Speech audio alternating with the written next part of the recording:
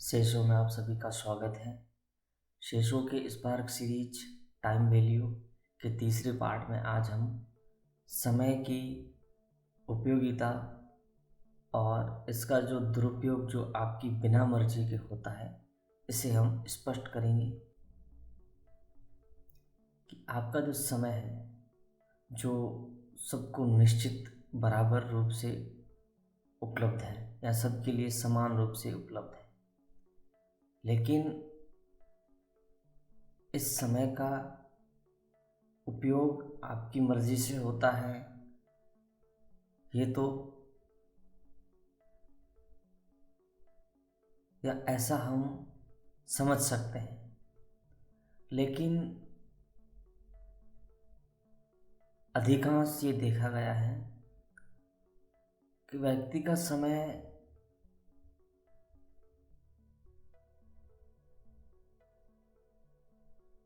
Outdoor activity से अधिक social media या मोबाइल पर अधिक खर्च होता है।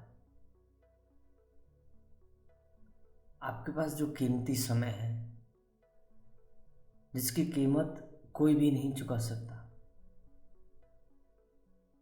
और समय ही जीवन है, इसको हमने स्पार्क सीरीज के टाइम वैल्यू के 2 पार्टों में स्पष्ट रूप से देखा था, समझा था।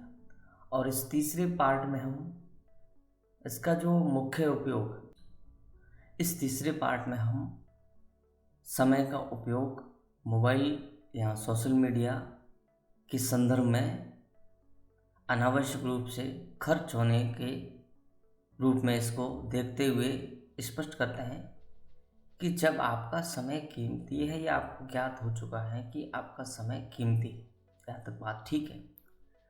लेकिन जब आप मोबाइल के संपर्क में आते हो या जब मोबाइल के टचअप में आते हो, तब न जाने क्यों काफ़ी समय उसमें खर्च हो जाता है। फिर आपको रियलाइज़ होता है कि ये समय इतना मैंने इस पर क्यों खर्च किया। ये रियलाइजेशन बहुत कम लोगों को होता है, सभी को नहीं होता है। मोबाइल में वो टच में आ गए, 1-2 घंटे समय बीत गया, उसके बाद छोड़ दिया, फिर वो अपने दूसरे कामों में लग गए। इसी प्रकार उनका रूटीन चलता रहता है। अगर इसका कैलकुलेशन किया जाए तो लाइफ का 30% समय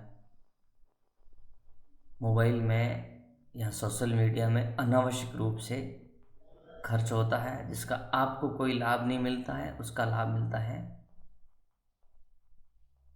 विज्ञापन कंपनियों को, या जो सोशल मीडिया कंपनी है उसको मिलता है। आप केवल जो आपका उद्देश्य है उसके आधार पर अगर इनका इस्तेमाल करें तो ये आपके लिए लाभदायक सिद्ध हो सकता है। अगर अनावश्यक रूप से, जिसका कोई उद्देश्य नहीं है, आप अपना समय, कीमती समय अगर इन्हें देते हैं तो ये आपके लिए लाभदायक नहीं है। आखिर ऐसा क्यों होता है? इसके पीछे का क्या कारण हो सकता है?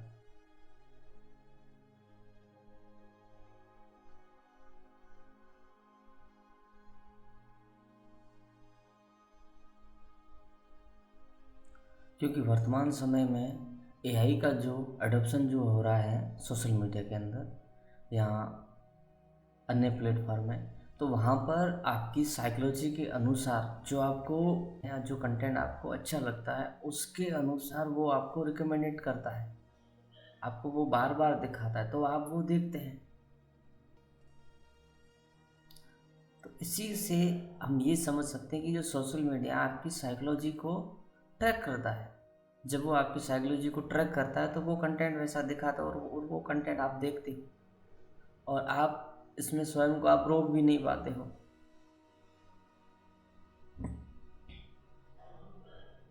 और ये ट्रैकिंग सिस्टम बहुत स्ट्रॉन्ग है, जितना आप समझते हो उससे कहीं ज़्यादा स्ट्रॉन्ग है।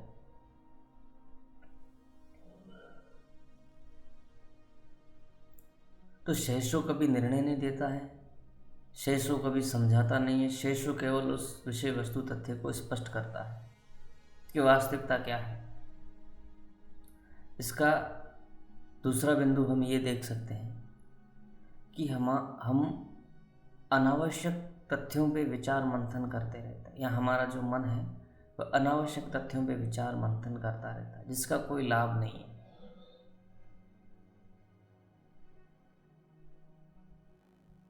और इसका जो तीसरा बिंदु है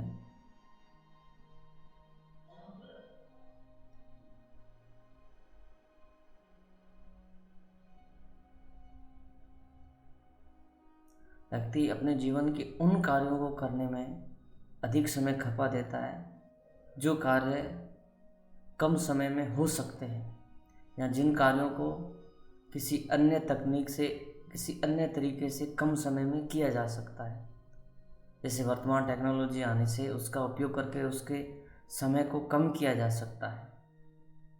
इसी प्रकार ऐसे बहुत सारी ऐसी चीज़ें हैं जिनमें हमारा कीमती समय उसमें खर्च हो जाता है, और जिसे हम किसी अन्य तरीके से उसे कम कर सकते हैं, यहाँ उन्हें पूरी तरह से हटा सकते हैं। जैसे कि सोशल मीडिया का जो हम एग्जांपल ले रहे थे, तो सोशल मीडिया में एक निश्चित टाइम सेट हो आपका कि मुझे इतने समय के लिए या इतना समय ही मुझे सोशल मीडिया को देना है। आपका कीमती समय आंतरिक और बाहरी दो स्रोतों से खर्च होता है। आंतरिक में आप बाहर से कुछ नहीं करते हो, एक स्थान पे आप बैठे हैं और किसी विषय वस्तु का आप चिंतन कर रहे हैं, उसका मनन कर रहे हैं, तब आपका समय खर्च हो रहा है, बाहर से कुछ कोई क्रिया नहीं हो रही है। और अगर आप बाहर से कुछ ऐसा कुछ कोई एक्टिविटी करते हैं तो वहाँ पे समय आपका खर्च होता है, अंदर से कोई क्रिया नहीं होती है। तो इस प्रकार दो तरीके से आपका समय खर्च होता है, और इस समय के खर्च को आप नियंत्रित कर सकते हैं, यानी सोच समझ कर खर्च कर सकते हैं। शेषो अभी इन विषयों पर विस्तार से स्पष्टीकरण अभी नहीं दे सकता या अभी नहीं दे रहा है। शेषो इन पे कार्य कर रहा है। आने वाली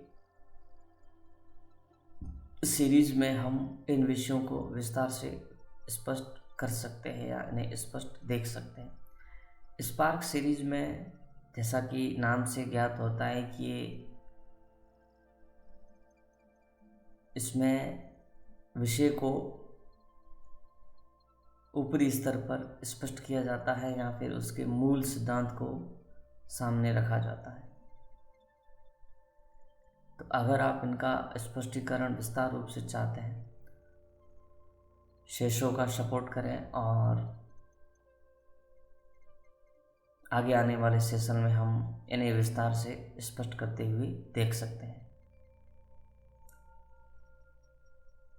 मिलते हैं स्पार्क सीरीज के अगले पार्ट में, तब तक के लिए धन्यवाद।